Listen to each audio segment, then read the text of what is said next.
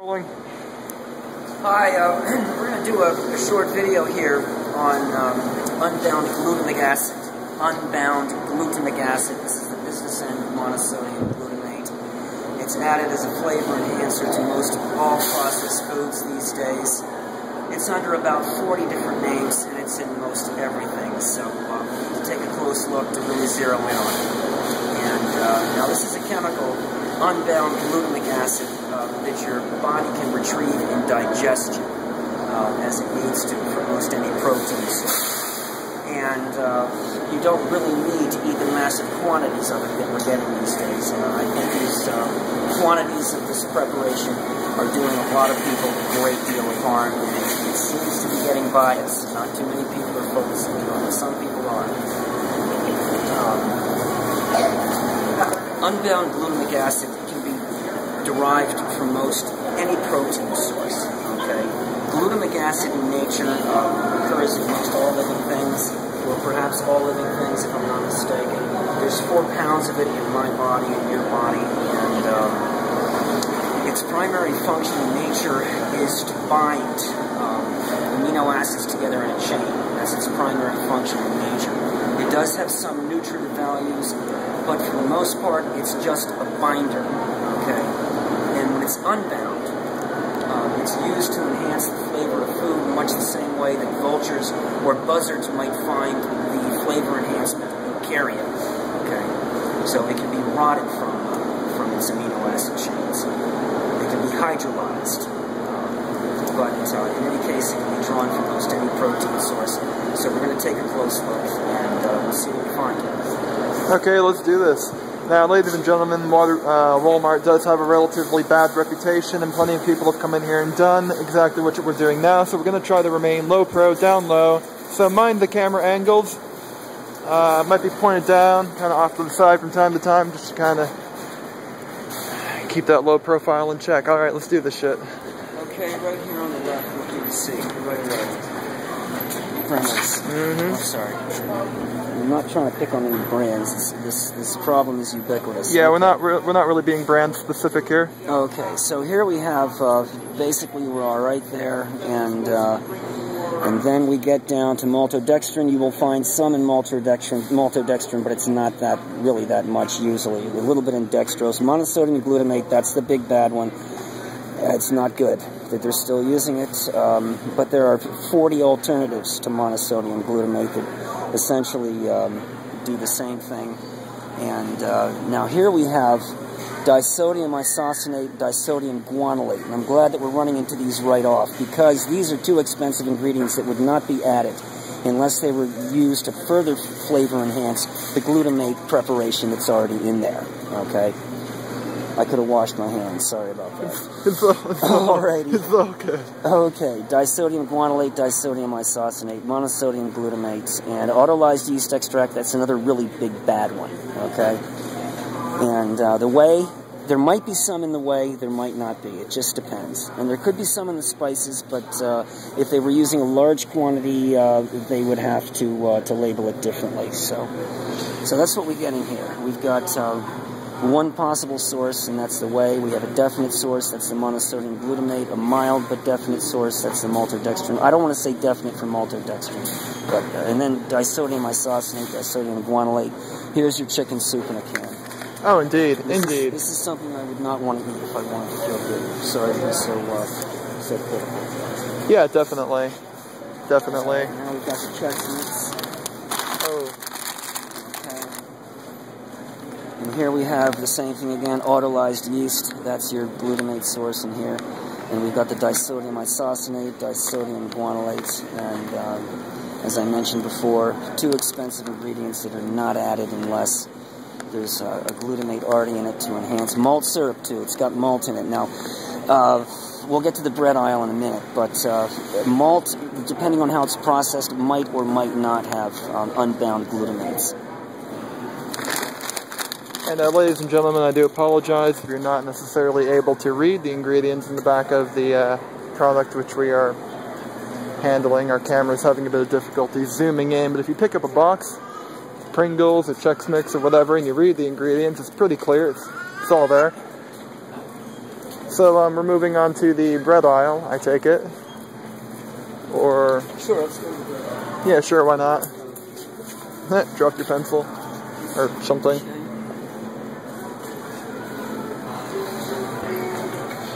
And you had said something in our previous attempt to make a documentary about how the more the processed the food is, the worse it is for you. Is there care to elaborate on that? Well, another thing that the food industry has mentioned is that they will go through as many label changes as they need to keep adding so many glutamates to their food. And there's countless different ways they can do it, but this should bring people up to date pretty well on where we are at the time. Bread. Okay. There we go. Like we said, not brand specific. This is a pretty common problem in most foods, especially. Yep. Okay. Now I'm not finding any malted barley flour in this, and that's maybe a good thing, okay? But there is some citric acid, and depending on how it's processed, citric acid can be a very healthy food ingredient or one that isn't so good. There's the malted barley flour right down there. That's most likely a source of glutamate. And you've got the whey, that's iffy, it could be, might not be. And citric acid could be, might not be. And the malted barley flour seems to be way down at the bottom. So, you know, my guess is that this would be better than most of the things that I see. I'll have to keep that in mind. Okay. Alrighty. Try this one. Okay, now we got the malted barley flour right up top. Okay. Okay. And then we've got, let's see, yeast. Wheat gluten, you expect it because it's a wheat product. It's the packages of ham that say, oh, this is a gluten-free food that you got to worry about, because they might be trying to trick you if you're just going with the sound of the name. Gluten and glutamate are not the same thing. Okay, citric acid again, so, you know, it's in there, but, you know, it's not going to be as bad as eating nacho cheese chips. Oh, and don't even get me started on the Little Debbie aisle. Uh-oh. Oh, yeah. Well, you know,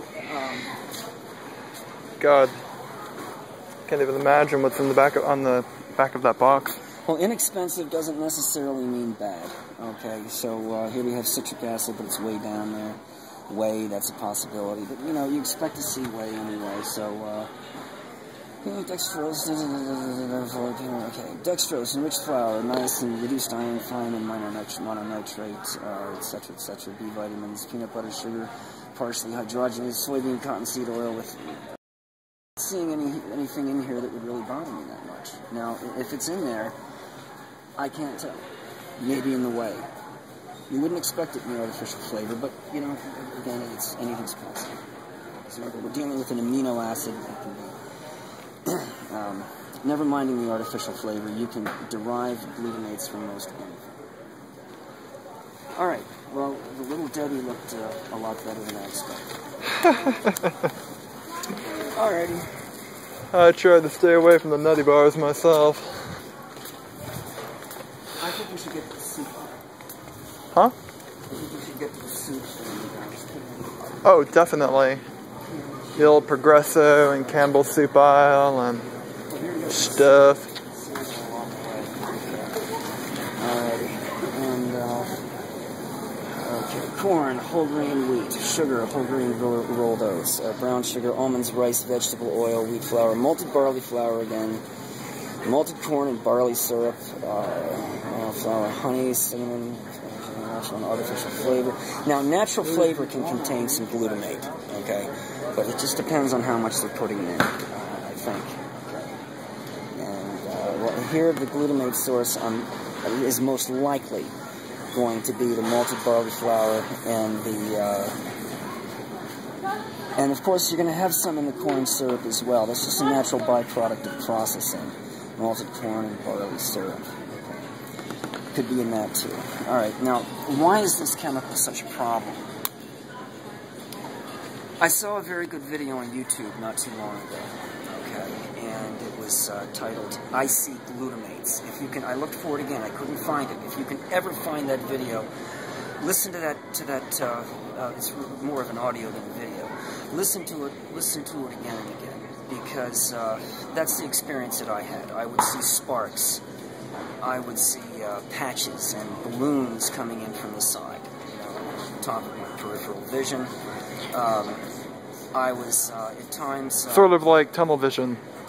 Well, no, it was more like things kind of pressing in from some sort of disturbance, maybe to my optic nerves or something. Yeah. And Dr. Olney, a good source on the dangers of glutamates and also aspartame, has done some good work on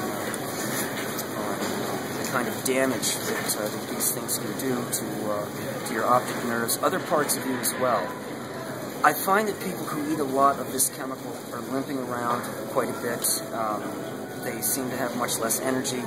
They're not feeling their food, so it's very hard to get people to focus in, especially since it's in everything and under 40 different names. How are people going to figure this out?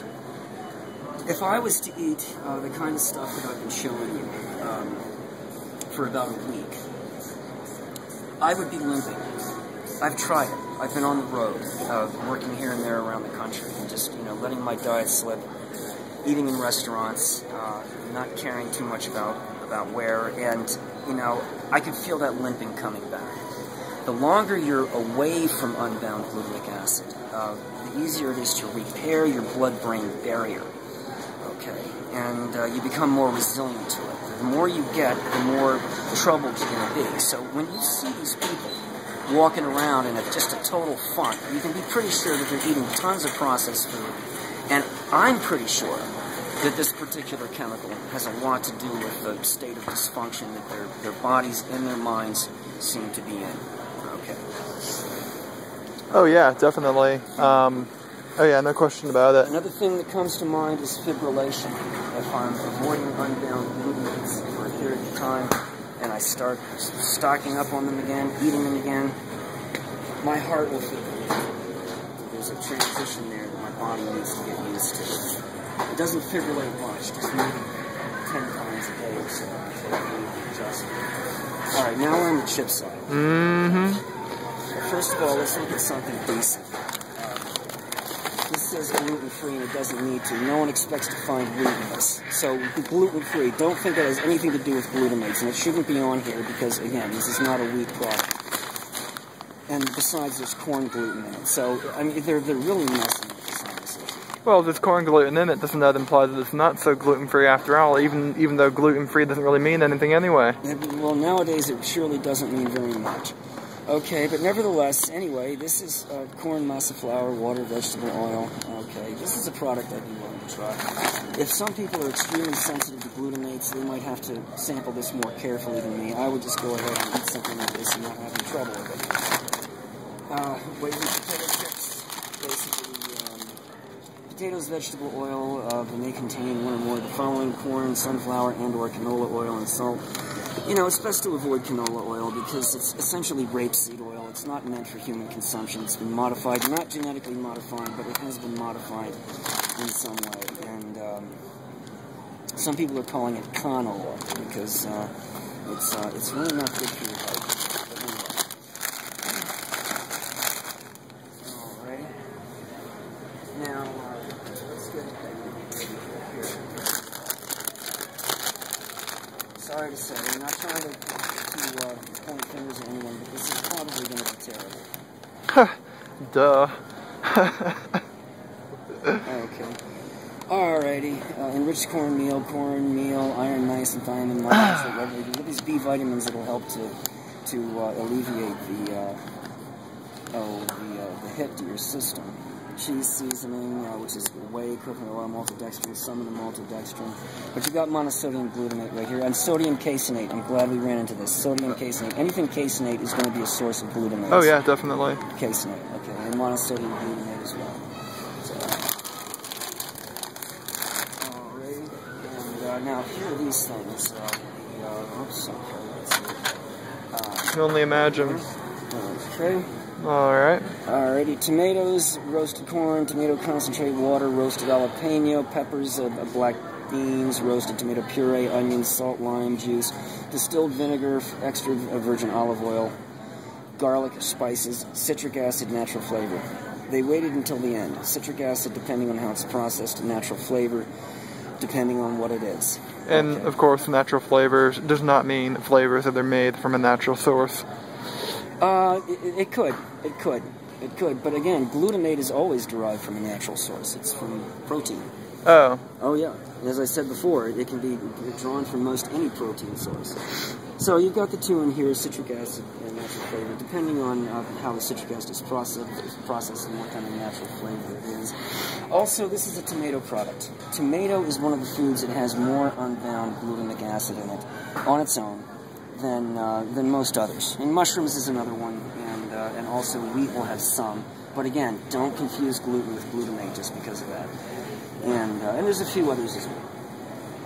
If you slow cook meat, for example, you will have a releasing of glutamates, and that's why meat is sometimes cooked at just the right temperature for up to a month or 21 days, actually, nowadays. And they're doing that to release the glutamates, and it's not the type of meat I want to eat. I want to eat fresh meat, not meat that's 21 days old and cooked at just the right temperature to keep it from rotting, so that they can jazz it up with the flavor.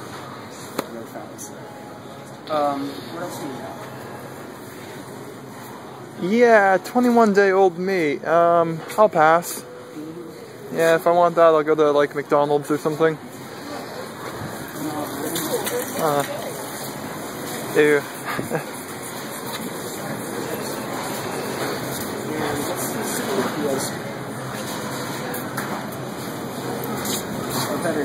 Here we go.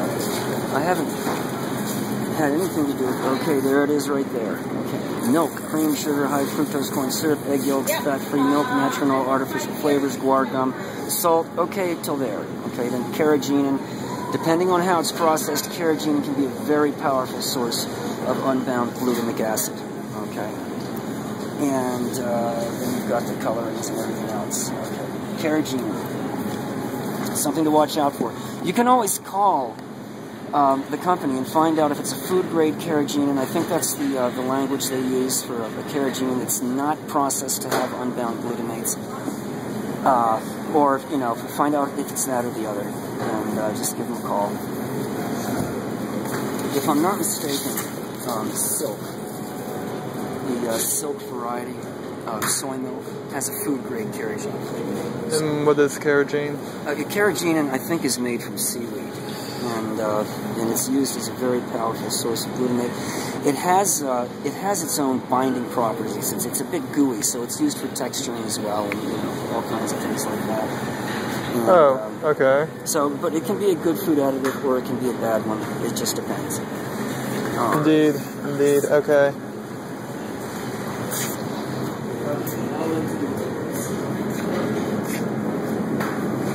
Oh, sorry. It's all good. This is Yoplait Light, okay? And cultured, pasteurized, grade A non-fat milk, cherries, modified cornstarch, sugar, kosher, gelatin, citric acid. Now you see right there, modified cornstarch. You could have some in the modified cornstarch, exactly. Yeah, good eye. Because depending on how it's processed, again, it can be processed from most any protein source, natural flavor. I'd say this is on the lighter side, and not anything that would worry me too much. But some people who are very sensitive might have an issue. Yeah, definitely. Now, some of these yogurts may have aspartame. Now, aspartame works on the same receptors in the brain as the unbound glutamates, and they tend to just push them too far. Hence, sparks and Oh, so you're saying pretty much by eating this chemical, unbound glutamates, you're pretty much eating a different form of aspartame in a sense. Has similar effects. Well, it's very similar in some ways. I think they're derived in a completely different way, if I'm not mistaken. But now another thing that will happen to me if I'm loaded with aspartame or glutamates is a loss of coordination. My handwriting will be affected. And I'll find it more difficult